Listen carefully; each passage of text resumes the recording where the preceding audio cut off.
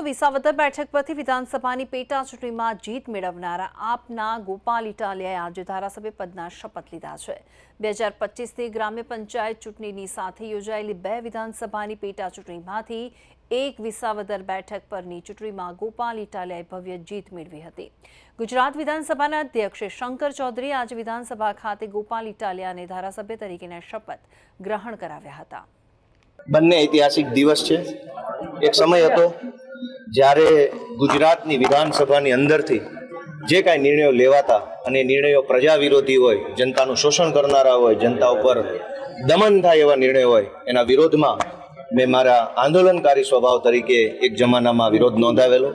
આજે મને જનતાએ વિધાનસભાની અંદર બેસીને નિયમ અને નીતિ પ્રમાણે વિરોધ નોંધાવવાની જવાબદારી સોંપી છે। તો સડક ઉપરના વિરોધથી લઈ સદનની અંદર સુધીના વિરોધ સુધીની આ સફરની અંદર જનતાનો જે અભૂતપૂર્વ પ્રેમ મળ્યો છે, મારા કુટુંબ પરિવારનો પ્રેમ મળ્યો, મારા આમ આદમી પાર્ટીના કાર્યકર્તાની લાગણી મળી, એ બદલ હું મારી જાતને ભાગ્યશાળી માનું છું અને સૌનો આભાર વ્યક્ત કરું છું।